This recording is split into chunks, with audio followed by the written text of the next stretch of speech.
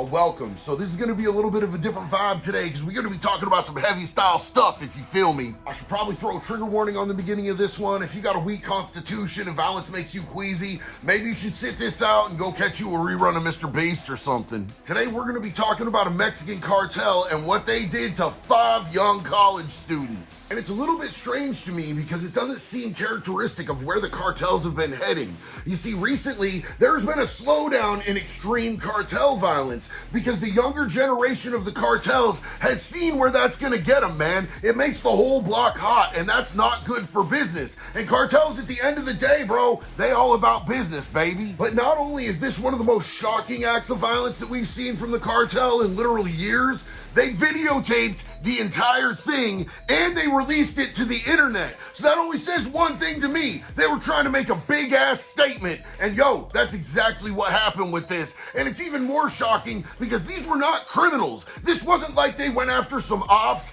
and they hit them hard and they made an example out of them. These were law-abiding citizens. These were 19 to 22-year-old college students. So y'all know what time it is. Let's go!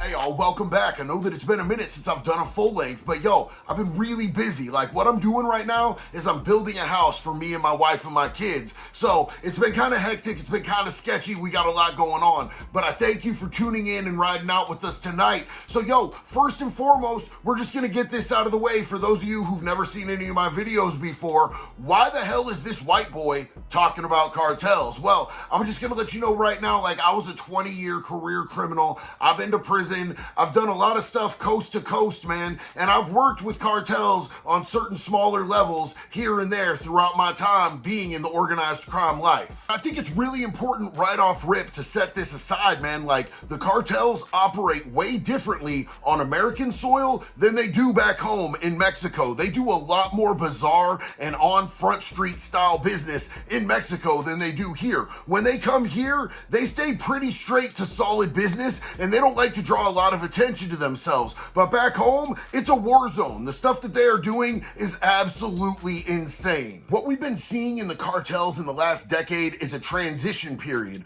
A lot of the old heads who are mainly doing importing and exporting exotic substances, that's how we have to say it here on YouTube. Y'all know exactly what I mean though. Those dudes are seeing that they are gonna get insane amounts of time. The American government comes after them, and then they get put in places like ADX Florence. That place is an absolute nightmare. They got El Chapo there for literally ever, like an extended period of his life and probably beyond. Yo, they'll probably bury him in a cell, bro. It's that bad. So what a lot of them have done is they invested their money into legitimate businesses, and a lot of the old heads, they got out and they're legit now, and they pass their stuff on to the younger generation, and a lot of the younger generation is smart enough to see the same exact thing, and they're not messing with the extreme violence, they're not messing with the importing exotic substances as much, and a lot of the smarter ones have gotten directly into the fraud, the money laundering, like the more high class, white collar crimes, where if you get busted, man, you end up just doing some club fed time like my friend Ian Bick did. Here's the thing that you have to realize though, if there's a market,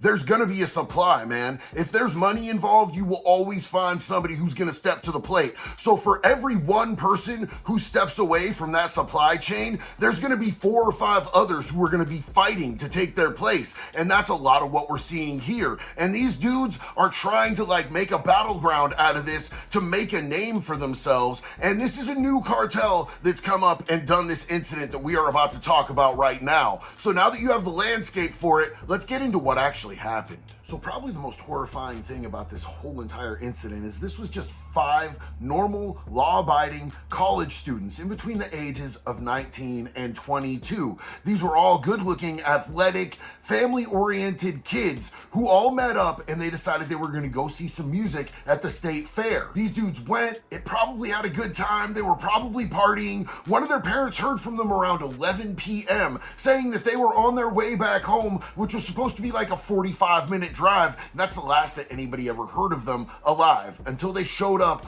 on Mexico's national TV broadcasting channel, and it was a horrific video of what this cartel had done to them. Like, this was a video that was put on national TV where one of them was forced to behead his 4 friends. By the time this video even started, they were already bloody, they were already bruised, they had apparently been beaten with hammers and bludgeoned with dull objects, and they handed dude a machete and made him chop his friends' heads off. Then they took him and they put him in a car and they lit the gas tank on fire and they burned him to a literal crisp. Of course, after this video aired, immediately there was an investigation that was opened, and they ended up finding the dude in the car's remains first. Then they ended up finding the remains of the rest of the boys, and the families have tried to identify them as best as they could, but there's not that much to identify on at least one of them. The other ones have been identified, and they know basically that this is them. This is what happened because they pieced the video to what was left of the remains of these 4. Now here comes the why. It's not clear how they chose these 5. It's not clear how they got them lured out to where they could get them to do all of this to them. It was probably like a brute gang kidnapping that happened somewhere along the way, and there's really no indication as to why they would choose them specifically. But the why is that they told them that they either had to join the cartel and work for them and do as they were told, or they were going to be killed. And these 5 kids chose that they were not going to participate in what went against their conscience, and they ended up paying the ultimate price for it. And the way that they were done was so brutal. It was so insane. It makes me so sad to think about it, man. But this is like real life, what's happening down there, down south right now. And I'm gonna be really brutally honest with y'all. It doesn't even make sense to me why you would try to force somebody through brutality to join the ranks of your organization. Because if you're gonna have people in your organization, you need to have a mutual trust. You need to have things like loyalty. But I guess what they would do is if somebody wasn't falling into line, if somebody they thought was a liability, the way these cartels operate, they'll just kill your whole family and you if they think that you're gonna turn on them in any way, shape, or form. But it doesn't make for a good soldier. Like, good soldiers want to be in the war that they're in. Good employees want to be at the job that they're at. So none of it really makes sense to me, and I don't know why they would operate on this type of particular scale. And I guess in the end, what it comes down to is just the old question of quantity or quality.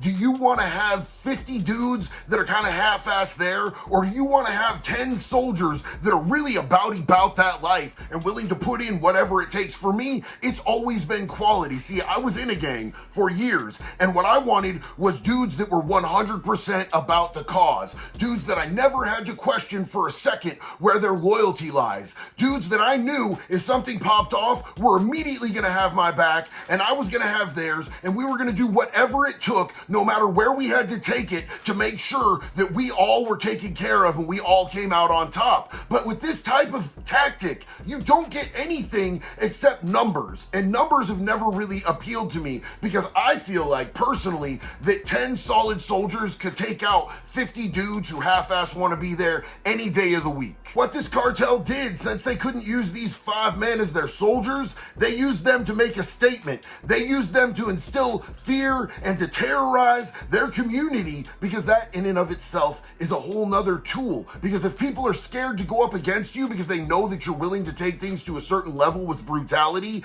that means that you're going to have more compliant people, and the next group of people, they are not going to question whether or not you are going to lop their heads off if you turn down their job offer. But it is absolutely going to blow up your spot. It's going to make your block hot. It's going to put a spotlight on you that law enforcement is going to be keeping their eye on you as much as humanly possible. And in my personal experience, when you are committing crimes, that is not something that works out to your benefit in the long run at all whatsoever. Making a name for yourself really isn't what it's chopped up to be when it comes to the criminal lifestyle, man. Like, do you want to be famous or do you want to be rich? Homie, I don't care about the pride. I'm not trying to make a name for myself. I'm trying to fly under the radar and get as much money as humanly possible when I'm out committing crimes. But, you know, to each their own. I guess this is their style. But they brutalized these 5 young men. Their families are absolutely in ruins right now. That community is absolutely terrified right now.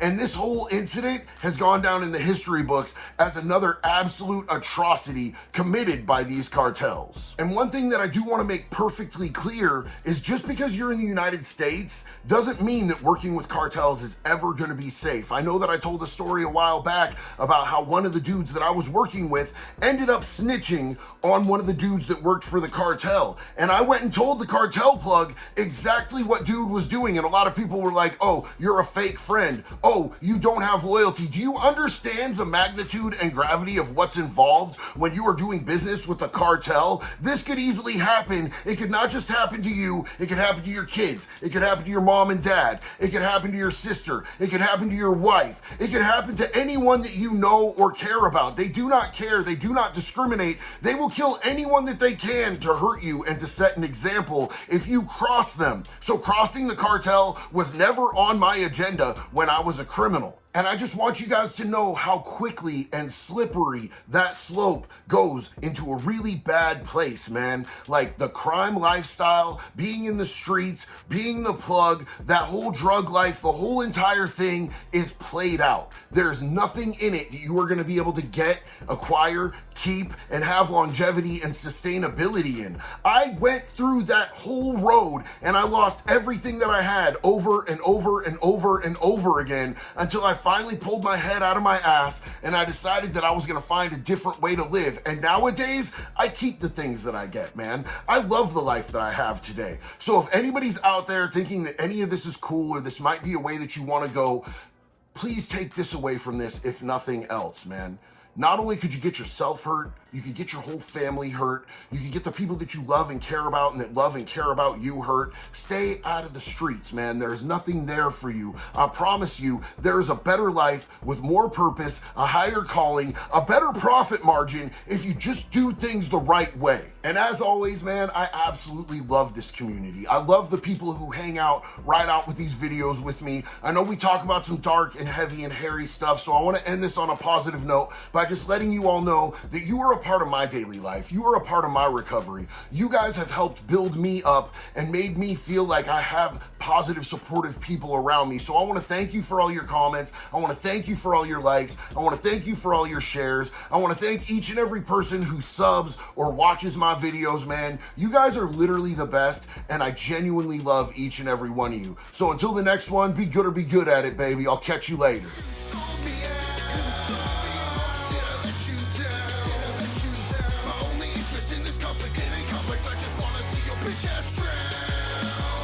Buddy, you did so good. You didn't interrupt us once while we were recording. Say goodbye to the people. Bye, everybody. Love you. Ha ha.